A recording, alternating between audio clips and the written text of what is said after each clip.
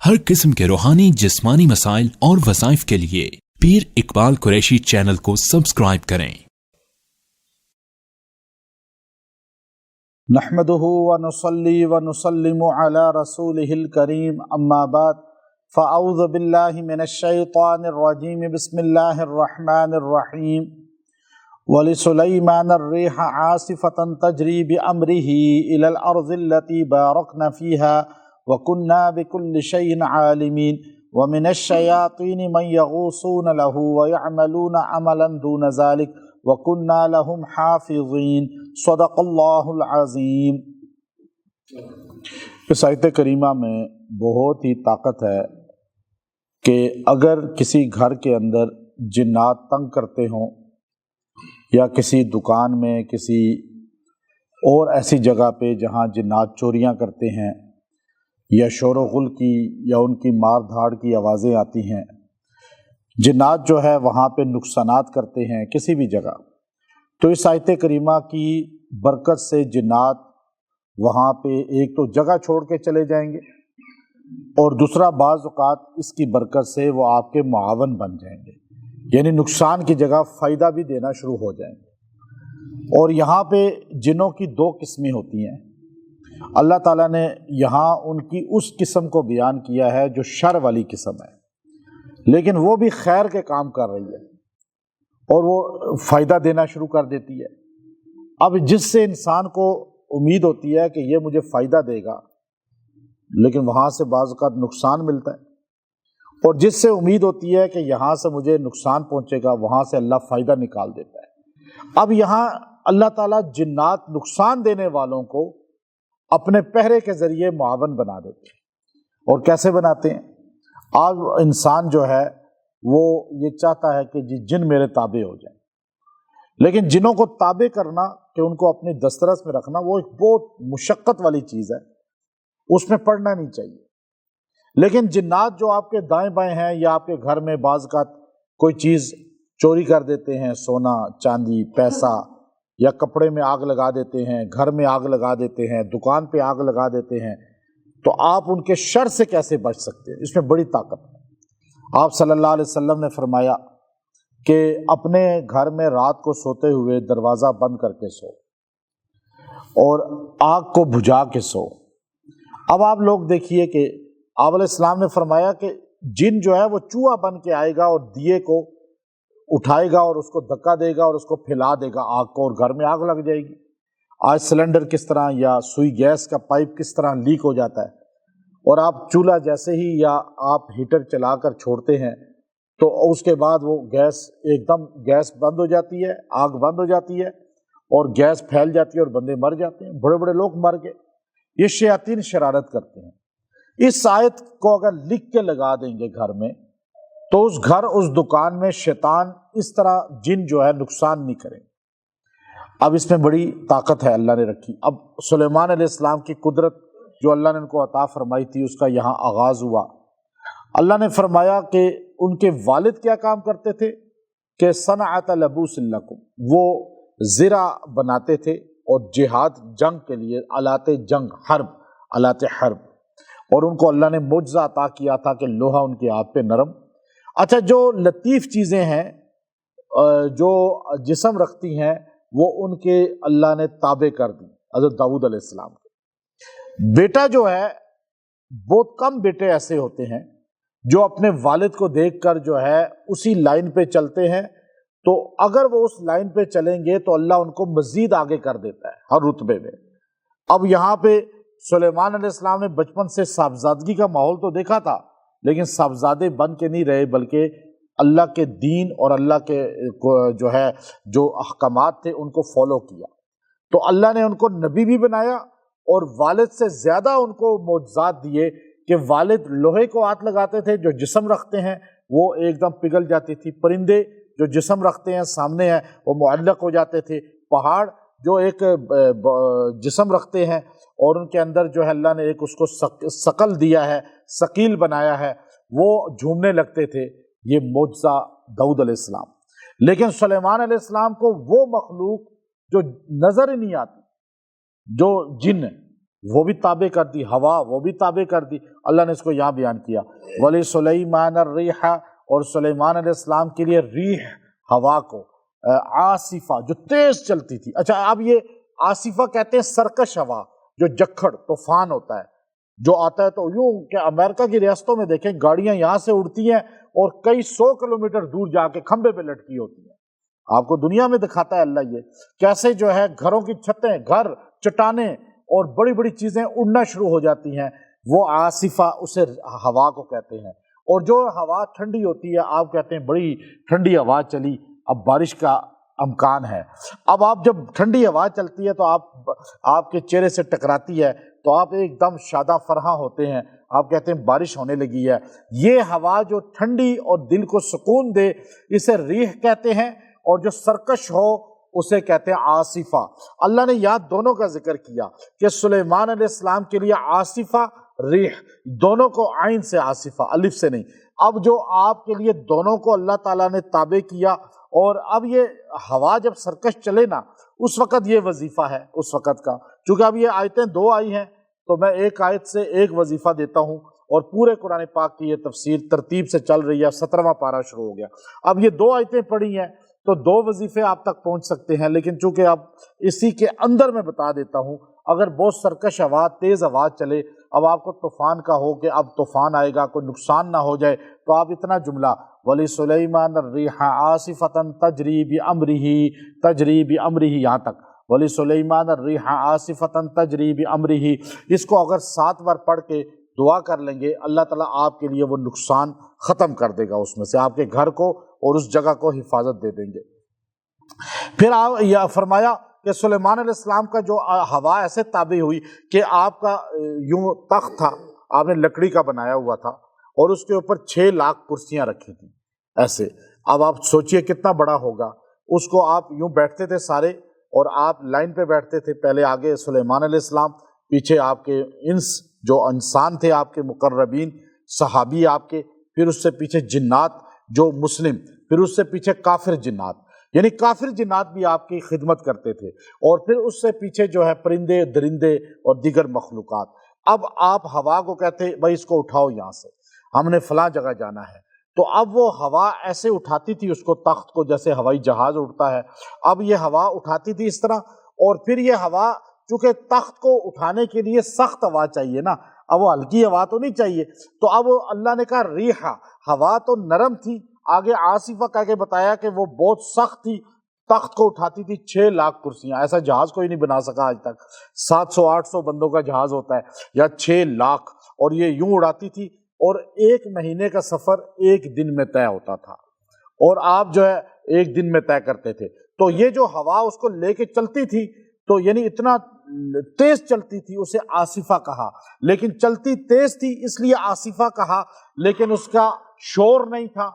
وہ جکھڑ نہیں تھا، طوفان نہیں تھا کہ بندوں کے کان پھٹنے لگیں، کوئی چیزیں اڑنے لگیں، اس لیے اس کو ریح کہا کہ نرم تھی لیکن تیز تھی۔ اس لیے اللہ نے دونوں جملے قرآن کے بیان فرمائے۔ آگے فرمایا یہ کیوں چلتی تھی؟ کیا سلیمان علیہ السلام بِأَمْرِهِ إِلَى الْأَرْضِ، ان کا اللہ نے معجزہ دیا تھا کہ وہ آرڈر دیتے تھے، جس جگہ کا وہ تخت اڑتا تھا، إِلَى الْأَرْضِ، اس طرف جاتا تھا، الَّتِي بَارَكْنَا فِيهَا، جس جگہ ہم نے ان کے لیے برکتیں رکھی ہیں، یعنی وہ ملک شام میں اور جاتے تھے، اور کبھی بیت المقدس کی طرف جاتے تھے، کبھی یمن کی طرف جاتے تھے، کبھی کسی اور طرف چلے جاتے تھے، تو یہ ہوا لے کر یوں چلتی رہتی تھی۔ تو یہ اللہ فرماتے ہیں وَكُنَّا بِكُلِّ شَيْءٍ عَالِمِينَ، اور میں عرش والا ان ساری چیزوں کا علم رکھتا تھا، یعنی اللہ جانتا ہے سب چیزوں کو۔ پھر آگے اللہ نے وہ جملہ کہا وَمِنَ الشَّيَاطِينِ، اور شیطان بھی۔ اب آپ کہیں گے شیطان، مَن یغوصون، وہ ڈبکیاں لگاتے تھے، لہو، ان کے لیے، سلیمان علیہ السلام کے لیے، وَيَعْمَلُ، اچھا ڈبکیاں کہاں لگاتے تھے شیطان؟ وہ سمندروں میں یوں نیچے تہ میں جاتے تھے، اور وہاں سے موتی جواہرات وہاں سے لے کر مونگے وہ باہر آتے تھے اور سلیمان علیہ السلام کو پیش کرتے تھے۔ اچھا یہاں جن کیوں نہیں کہا، شیطان کیوں کہا؟ اب یہ بڑی اہم بات ہے جو امام جو ہے قرطبی رحمۃ اللہ علیہ نے فرمائی، کہ آپ نے فرمایا کہ جن اس کو کہتے ہیں جو جن عام بولا جاتا ہے، جو اکثر جن کے لیے جو جن مسلمان ہوں انہیں آپ کہتے ہیں جی جن، جو کلمے والے ہیں، جو ایمان والے ہیں۔ اچھا جو کلمہ اب ہماری جو ہے ہم اگر سمجھائیں گے، جیسے لوگ کہتے ہیں جی دیو اس کو، لیکن لفظ ہے دیو ہمارے یہاں مشہور ہے، پری، چڑیل، بھوت۔ اچھا یہ سارے یہ نام ہمارے ہیں، قرآن کے نہیں ہیں۔ اچھا قرآن کہتا ہے جن، بس جنی ایک جن کو کہتے ہیں، جن زیادہ جنوں کو کہتے ہیں۔ اچھا ہم جو کہتے ہیں بھوت، چڑیل، ہم جو کہتے ہیں پری، ہم جو کہتے ہیں جن، یہ ساروں میں جو کلمے والے ہوتے ہیں انہیں ہم جن کہتے ہیں۔ جو کلمہ نہیں پڑھتے، جو کافر ہیں، انہیں آپ چڑیل کہیں عورتوں کو، وہ جنی جو عورت ہوگی جو کلمہ نہیں پڑھے گی وہ چڑیل ہوگی، آپ کا جو لفظ بولیں گے، اور جو کلمہ پڑھے گی وہ جنی ہوگی، جننی، اور جو کلمہ پڑھے گا مرد وہ جن ہوگا، جو کلمے والا نہیں ہوگا وہ دیو آپ سے بول لیں، یا اسے بھوت بول لیں، یا اسے شیطان بول لیں۔ یہ لفظ سارے اس کے لیے بولے جاتے ہیں۔ میں کوئی کاف کے پہاڑوں میں گیا ہوں، رشیا کے دامن میں، بہت لمبے پہاڑ ہیں، دنیا کی سب سے بڑی جھیل ہے وہاں، میں نے وہاں بھی چلا کاٹا، وہاں پہ بگ لیک اسے کہتے ہیں۔ قازقستان کے پہاڑوں سے الماتا سے شروع ہوتی ہے اور پھر آگے رشیا تک جاتی ہے، تو وہ پورے پہاڑوں میں الحمدللہ مجھے جانے کی توفیق ملی، میں نے وہاں بھی بیٹھ کے کئی چیزوں کا پڑھائی کی۔ اب وہاں پہ لوگوں کا جو کہانیاں بنائی ہوئی ہیں نا، ہمارے یہاں جو کہانیاں لکھنے والے ہیں، پری اور بھوت اور پری ذات، یہ پری ذات کوئی لفظ نہیں ہے، یہ ان کو خوبصورت وہاں کی عورتیں ہوتی ہیں رشیا کی، تو اس لیے ان کو پری کا لفظ دیا گیا، اور افریقہ کے لوگ کالے اور بھیانک ہوتے ہیں، ان کو دیو کہا گیا۔ تو یہ کنسپٹ ہمارے یہاں ایشیا میں چل رہا ہے، لیکن اصل جو وہاں پر جنات کے بسیرے ہیں کوئی کاف میں، اس میں کوئی شک نہیں، اور آگے وہاں سے آگے جہاز بھی نہیں جا سکتے۔ کینیڈا کے کا جو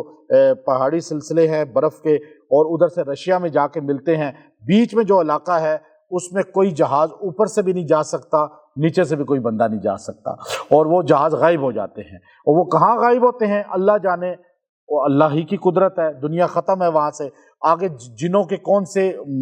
علاقے ہیں، کیا جن ہیں، وہ بشر نہیں جا سکتا، وہ الگ چیز ہے۔ یہاں پہ کہا وَمِنَ الشَّيَاطِينِ، اب وہ شیطان کیوں کہا، جن کیوں نہیں کہا؟ اس کی وجہ یہ ہے کہ سلیمان علیہ السلام کے تابع جو مسلم جن تھے وہ تو تابع ہی تھے نا، وہ تو غلام تھے کہ ہم نبی کے خدمت کر رہے ہیں، ہم نبی کی غلامی کر رہے ہیں، ہم نبی کے ماتحت ہیں، اس لیے اللہ نے ان کا ذکر ہی نہیں کیا، وہ ہیں ہی نبی کے۔ اچھا جو نہیں تھے ماننے والے، جو آپ کا انکار کرتے تھے، تورات کو نہیں مانتے تھے، اس زمانے میں زبور کتاب تھی، زبور کو نہیں مانتے تھے، تو ان کو شیطان بولا جاتا ہے۔ لیکن وہ شیطان جو آپ کے عقیدے کے بھی نہیں تھے، مذہب کے بھی نہیں تھے، لیکن پھر بھی آپ کی غلامی کرتے تھے، وہ آپ سے بھاگ نہیں سکتے تھے، اور وہ آپ انہیں جو کام کہتے وہ کرتے، اور بڑے بڑے وَيَعْمَلُونَ عَمَلًا دُونَ ذَلِكَ، اور وہ سارے کام کرتے تھے، یعنی چٹانیں اتنی بڑی بڑی اٹھاتے تھے، بیت المقدس بنایا کافر جنہوں نے ساتھ ہو کر، مسلم جنوں کے، کیونکہ حضرت سلیمان علیہ السلام نے آرڈر دیا تھا۔ اب جن کافر بھی ہوگا نا، یہ آیت اس کو ہلا کے رکھ دے گی۔ میں نے اس لیے آپ کو بولا کہ میں آج آپ کو ایک طاقتور آیت بتا رہا ہوں، اور آپ کہتے ہیں جی پتہ نہیں جن ہمارے گھر میں نقصان کرتے ہیں۔ اب دیکھیے اس کو، اب یہاں پہلے جنوں کو اللہ تعالیٰ نے جو یہ کام پہ لگایا تھا سلیمان علیہ السلام کے، جو ان کے عقیدے کے ہیں، اب جو میرے عقیدے کا ہے، اب ہمارے سارے یہاں یہ چیز ہے کہ جو جس عالم کے عقیدے کا ہوتا ہے اس عالم کو سلطان الاولیاء کہتا ہے، اور جو اس کے عقیدے کا نہیں ہے تو وہ اسے عالم ہی نہیں مانتا، وہ اس کی تعریف ہی نہیں کرتا۔ یہ ہمارے ہاں سارے ہی ایسے نا، تو ہمارے یہاں اپنے مسلک اپنے عقیدے والے کو رحمت اللہ علیہ کہتے ہیں، باقیوں کو مرحوم کہتے ہیں، باقیوں کا اللہ بخشے جی، پتہ نہیں ان کے اعمال کیسے تھے، بھائی یقین ہی نہیں ہے کہ بخشا بھی جائے گا یا نہیں۔ تو اب یہ ایسی منطق ہے، الٹی گنگا بہ رہی ہے۔ اب جن کیا تھے، جو آپ کے تھے وہ تو تھے ہی آپ کے، لیکن جو نہیں تھے وہ بھی آپ کے غلام بن گئے۔ یہ اتنا مضبوط اللہ نے اس عمل کو رکھا کہ اب آپ دیکھیے اللہ تعالیٰ جب ساری بات کو بیان کرتے وہ آپ کے لیے محنت کرتے تھے، کام کرتے تھے۔ وَيَعْمَلُونَ عَمَلًا دُونَ، اللہ نے لفظ بولا نا، وَيَعْمَلُونَ عَمَلًا مِن دُونِ عَمَلًا دُونَ ذَلِكَ، یعنی آپ کی باقی چیزیں چھوڑ کے آپ کا کام کرتے تھے، اور وہ پابند تھے۔ آگے اللہ کہتے ہیں کیوں پابند تھے؟ وَكُنَّا، اچھا وہ تو کافر ہیں، وہ تو شیطان ہیں، وہ تو ہر وقت سلیمان علیہ السلام کا کام بھی کرتے تھے اور نقصان کی کوشش بھی کرتے تھے۔ نقصان کی کوشش کرتے تھے. تو اللہ کہتے ہیں وَكُنَّا لَهُمْ حَافِظِينَ، ان ساروں کی نگہبانی اصل میں کر رہا تھا. اللہ ان کی جرت ہے کہ آپ کو نقصان پہنچائیں. اب یہ اللہ نے لفظ بولا وَكُنَّا لَهُمْ حَافِظِينَ، یہ ان سب کی، یعنی آپ کی حفاظت اگر کافر جن کر رہا ہے تو کافر جن کی نگہبانی کون کر رہا ہے؟ سارے بولے اللہ کر رہا ہے نا. اب اللہ نے کیسا لفظ بولا؟ اب جن جو ہے چاہے کافر ہے، اللہ کو تو مانتا ہے نا، اب عیسائی ہے، یہودی ہے، چاہے کوئی بھی ہے، چاہے ہندو ہے، اللہ کو بھگوان تو کہتا ہے نا، گاڈ تو کہتا ہے نا. تو اب جب اللہ کہے وَكُنَّا لَهُمْ حَافِظِينَ، تم پر بھی میری نگہبانی ہے اور میں تمہیں دیکھ رہا ہوں کہ تم میرے بندوں کو نقصان تو نہیں پہنچا رہے، تو وہ ایک دم ہل جائے گا یا نہیں ہلے گا. تو یہ آیت کریمہ بڑی طاقتور آیت ہے. اگر آپ اپنے گھر میں اس کو لکھ کے لگا دیں، یہ آیت نمبر 82 ہے، وَمِنَ الشَّيَاطِينِ مَن يَغُوصُونَ لَهُ وَيَعْمَلُونَ عَمَلًا دُونَ ذَلِكَ وَكُنَّا لَهُمْ حَافِظِينَ، سورہ انبیاء آیت نمبر 82. آپ یہ لکھ کے اپنے گھر میں لگا دیں، اپنی گاڑی میں لگا دیں، اپنی دکان پہ لگا دیں، جس جگہ لگائیں گے اللہ تعالیٰ شیطان جن کافر بھی ہوگا، مسلم بھی ہوگا، کوئی بھی مذہب کا ہوگا، وہ وہاں نقصان نہیں کرے گا. وَكُنَّا لَهُمْ حَافِظِينَ، حفاظت کس کی ہوگی؟ اچھا اب ہمارا عقیدہ ہے کوئی دنیا میں اللہ کے علاوہ حفاظت نہیں کر سکتا. یہاں وَكُنَّا لَهُمْ حَافِظِينَ اللہ نے کہا کہ عقیدہ بتایا ہے کہ نبی کی حفاظت بھی کون کر رہا تھا؟ اللہ نے سلیمان پیغمبر کا بتایا کہ وہ خود نہیں دیکھ رہے تھے، ان کی اللہ نے آنکھیں دو ہی رکھی ہیں، لیکن ہر طرف سے ان کی حفاظت اللہ کر رہا تھا. تو اب یہاں پہ یہ آیت جب لکھ کے لگا دیں گے، آپ کے بچے ڈرتے ہیں، روتے ہیں، ان پہ جنات کا بسیرا ہو جاتا ہے، کسی عورت مرد پہ جن آ گیا ہے، یہ آیت لکھ کے اس کے گلے میں پہنا دیں، انشاءاللہ جن اس کو چھوڑ جائے گا اور اس کے قریب نقصان کے لیے نہیں آئے گا. اگر کسی پہ جنات بہت زیادہ حاوی ہو گئے اور جنات نقصان کر رہے ہیں، یا گھر میں آگ لگا رہے ہیں، یا گھر میں جو ہے چیزیں غائب کر رہے ہیں، تو یا کوئی اور اس طرح کی دکان میں، شو روم میں کہیں بھی مسئلہ ہو رہا ہے، تو آپ یہ آیت کریمہ آیت نمبر 82 سورہ انبیاء، اس آیت مکمل کو روزانہ 70 بار پڑھیں، 11 دن پڑھ کر جو ہے پانی پہ دم کر کے مریض کو بھی پلائیں، گھر میں بھی چھڑکیں، جگہ پہ بھی چھڑکیں، انشاءاللہ وہاں سے شیطان نکل جائے گا، جن وہاں کو چھوڑ دیں گے اور وہاں ان کا تسلط نہیں ہو سکے گا. اور جو بندہ اس آیت کریمہ کو کثرت کے ساتھ پڑھے گا وہ اس کے عمل میں آ جائے گی. جو ہمارے سے سیکھتے ہیں لوگ، عملیات کا الحمدللہ ایک بڑی تعداد ہے، علماء کی بھی، عوام کی بھی، تو ان کو تو اس کا چلہ میں انشاءاللہ کراؤں گا. لیکن آپ کو اجازت ہے سب کو اس آیت کو آپ پڑھیں، اور انشاءاللہ جتنی کثرت کے ساتھ پڑھیں گے، مسلم جن بھی آپ کے معاون تو ہوں گے، کافر بھی آپ کے معاون بن جائیں گے، نقصان نہیں کریں گے. یہاں زیادہ نقصان آج ایمان والوں کا کافر جن کر رہے ہیں، بہت زیادہ بیماریاں لگا رہے ہیں، عجیب عجیب ٹینشنیں، عجیب عجیب کاموں میں خرابیاں. تو انشاءاللہ یہ آیت بڑی طاقتور ہے، اس کو اپنا وظیفہ بنائیں. وآخر دعوانا ان الحمد للہ رب العالمین.